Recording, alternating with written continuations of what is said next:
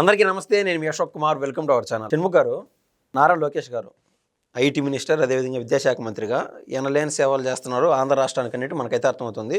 తాజాగా ఏంటంటే 1300 కోట్ల రూపాయల పెట్టుబడితో ఉత్తరాంధ్రలో ఇంటర్నేషనల్ యూనివర్సిటీ తీసుకురావడం జరిగింది. జార్జియా నేషనల్ యూనివర్సిటీ GNU ఈ యూనివర్సిటీని అయితే తీసుకురావడం జరిగింది. దీనివల్ల మన ఆంధ్ర రాష్ట్రానికి ఏ విధంగా ఉపయోగం ఉండే ఛాన్సెస్ ఉందండి? విద్యాశాఖ మంత్రి, ఐటీ శాఖ మంత్రి అయినటువంటి నారా లోకేష్ గారు ప్రపంచ పటంలో ఆంధ్రప్రదేశ్ విద్యా వ్యవస్థను ఉంచాలన్నా, ఆ స్థాయికి మనం తీసుకొని వెళ్ళాలి అన్నా ఖచ్చితంగా ఒక ఇంటర్నేషనల్ యూనివర్సిటీ అనేది మన రాష్ట్రంలో ఏర్పాటు చేసినట్లయితే తద్వారా మనం వివిధ రాష్ట్రాల్లో ఉన్నటువంటి విద్యార్థులు ఎవరైతే ఉన్నారో వాళ్ళందరి దగ్గరికి మన దగ్గరికి వస్తారు. ఒక గ్లోబల్ ఎడ్యుకేషన్ ఎకానమీ సిస్టమ్ కూడా డెవలప్ అవుతుంది. మరి అదేవిధంగా ప్రపంచ పటంలో ఈ యూనివర్సిటీ ద్వారా ఎంతమంది చదువుకొని వెళ్ళారు?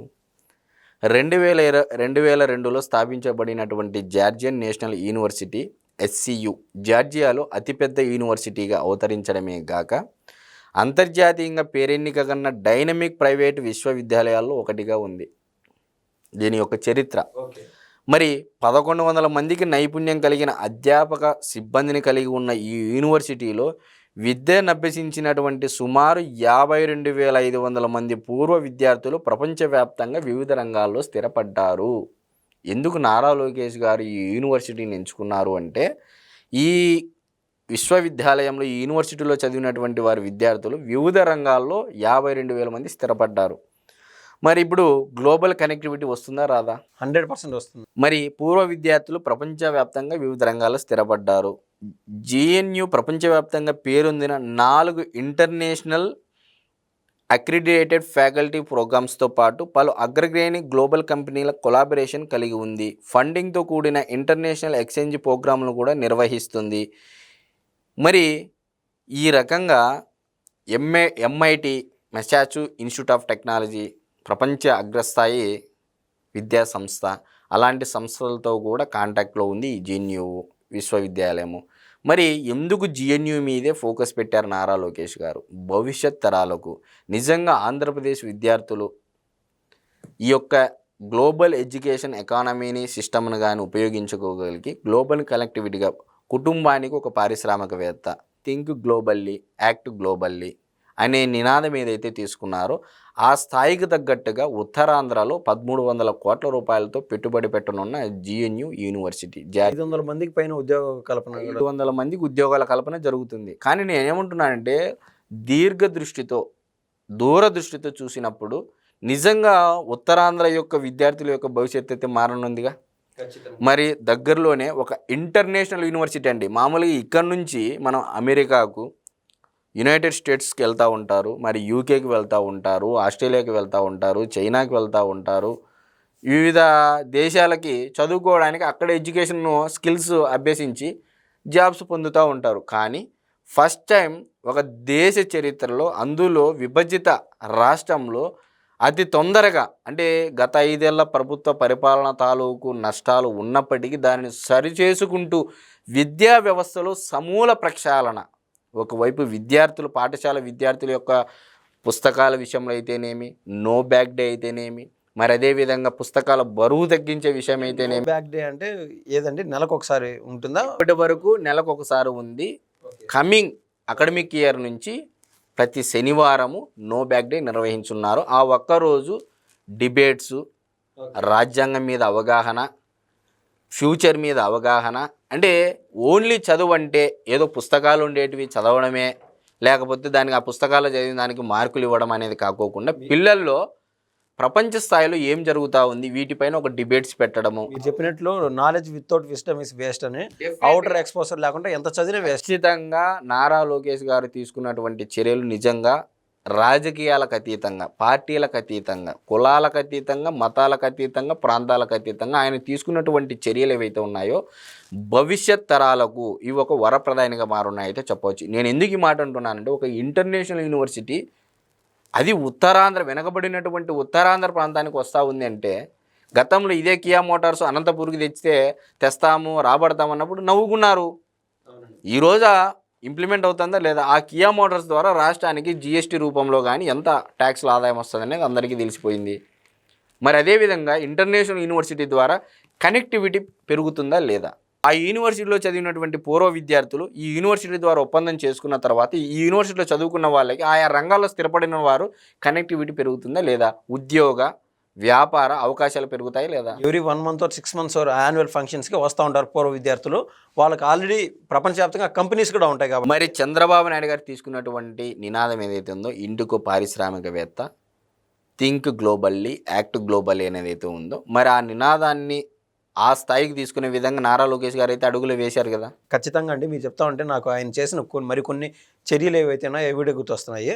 మరి పిల్లల స్కూల్ యూనిఫామ్ల విషయంలో అయితేనేమి, వాళ్ళ బిడ్డ నారా దేవాన్షి ఏదైతే వాడతారో అదే క్వాలిటీ ఆఫ్ డ్రెస్సెస్ అంటే దాంతోపాటు బ్యాగులు ఎక్కడన్నా కానీ ప్రభుత్వానికి సంబంధించినటువంటి ఏది అంటే రాజకీయ పార్టీల బొమ్మలు కానీ లేకపోతే నాయకుల బొమ్మలు కానీ ఏది లేకోకుండా కేవలం ఆంధ్రప్రదేశ్ రాజముద్రను ఉపయోగించేసి పాఠ్యాంశ పుస్తకాలు అయితేనేమి ఎక్కడ రాజకీయాల ప్రమేయమే ఉండకూడదు విద్యా వ్యవస్థలు అని చెప్పేసి సమూలంగా ప్రక్షాళన చేస్తున్నారు నారా లోకేష్. ఎన్నికల ప్రచారంలోనూ లేకుంటే మేనిఫెస్టోలోనూ ఎక్కడ ఒక హామీ లేదండి. ఏదంటే ఇంటర్ విద్యార్థులకు మధ్యాహ్న భోజన పథకం పెడతామని చెప్పి అది ఉన్న ఫలంగా తీసుకున్నారు నారా లోకేష్. నారా లోకేష్ గారు ఏదో ఈరోజు 5 ఏళ్ళు అధికారం ఇచ్చారు, 5 ఏళ్ళు మనం ఏదో ఒకటి చేసేసి మళ్ళీ మేము అధికారంలోకి వచ్చేనే చేస్తాము ఇటువంటి మాటలు కాకోకుండా నెక్స్ట్ జనరేషన్కి ఏదైతే 2047 విజన్ ఏదైతే చంద్రబాబు నాయుడు గారు ఇచ్చారో ఆ స్థాయికి మనం వెళ్ళాలి, ఆ విజన్ మనం అందుకోవాలి అంటే మరి ఇప్పటి నుంచే దానికి అడుగులు విద్యా వ్యవస్థలో ఎటువంటి మార్పులు తేవాలి అనేది ఆయన ప్రక్షాళన చేసుకుంటూ పోతున్నారు. వచ్చిన సంవత్సరానికి ఎన్ని చేశారండి? ఒక ఐటీ శాఖలోనూ రాష్ట్రానికి సంబంధించిన పెట్టుబడుల విషయంలో ఈ పొద్దుకి చూసుకుంటే ఈ 9 నెలల పరిపాలన కాలానికి గాను 8,27,000 కోట్ల రూపాయలు ఎంఓయూలు చేసుకున్నారు. తద్వారా దాని ద్వారా 5,28,000 మందికి ఉపాధి కలగనుందని చెప్పేసి అధికార వర్గాలు ప్రభుత్వ డేటా ప్రకారం ఉన్నటువంటి సమాచారము. మరి 9 నెలల్లోనే ఇంత చేయగలిగినప్పుడు ఇమాజిన్ ఒక 2 టర్మ్స్ ఇదే లోకేష్ గారు మనకు విద్యాశాఖ మంత్రిగా, ఐటీ శాఖ మంత్రిగా, అవసరమైతే ముఖ్యమంత్రిగా కూడా ఉన్నట్లయితే ఏ స్థాయిలో మనకు పెట్టుబడులు వస్తాయి? మరి ఆయన గతంలో పప్పు అన్నారు, అదన్నారు, ఇదన్నారు. మరి ఈరోజు ఇంటర్నేషనల్ యూనివర్సిటీని తెప్పించాడు ఉత్తరాంధ్రకు. ఎంఓఈ జరిగింది అంటే కేవలం తెలుగు మాట్లాడలేకపోతే పప్పు, అతను ఫారిన్లో చదువుకున్నాడు. ఆయన ఓపెన్గా కూడా చెప్తున్నాడు కదండి, నేను సరిదిద్దుకుంటాను, నేను నేర్చుకుంటున్నాను తెలుగు. తన బాడీ షేమింగ్ చేసిరి, భాషని షేమింగ్ చేసిరి, తల్లి, తండ్రి, భార్య, కొడుకు, మొత్తం కుటుంబాన్ని మొత్తము క్యారెక్టర్ వ్యక్తిత్వ హననం చేసి అయినా కూడా ఎక్కడైనా వెనకడిగి చేశారా? మరి ఇంతకన్నా పెద్ద ఇన్స్పిరేషన్ ఉంటుందండి? నాకు తెలిసి ఏ విద్యార్థి అయినా, ఏ స్టూడెంట్ అయినా, ఏ నిరుద్యోగి అయినా, లేకపోతే పారిశ్రామికవేత్తగా ఎదగాలనుకున్న వారికైనా నారా లోకేష్ గారు డెఫినెట్గా ఇన్స్పిరేషన్ అవుతారు.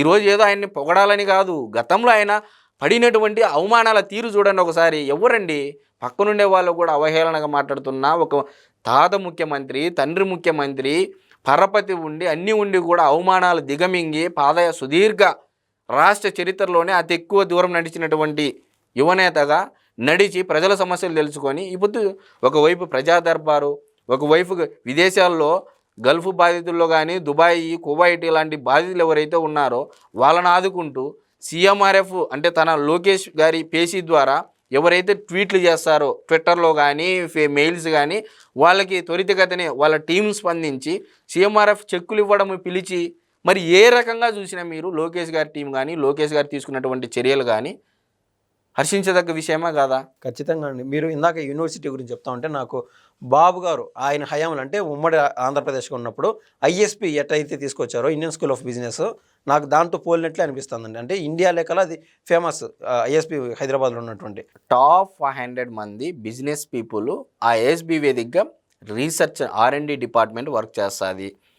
దేశం మొత్తం ఏది ఇంప్లిమెంట్ చేయాలన్నా ఈ ఐఎస్బిలోనే డిస్కషన్ జరిగిన తర్వాతనే అది కేంద్ర ప్రభుత్వాలకైనా రాష్ట్ర ప్రభుత్వాలకైనా వెళ్తాయి. మరి అటువంటి సంస్థను దేశ ప్రఖ్యాతిగాంచినటువంటి ఆ సంస్థను హైదరాబాద్కి తీసుకురావడంలో గతంలో చంద్రబాబు నాయుడు గారి పాత్ర ఉంది. మరి దాని తర్వాత ఈరోజు ఒక ఇంటర్నేషనల్ యూనివర్సిటీ రాబోయే రోజుల్లో ఇంకా చూడండి, ఇది జస్ట్ ట్రైలర్ మాత్రమేనైతే మనం చెప్పవచ్చు. ఓకే అండి, థ్యాంక్స్ అండి, నమస్తే.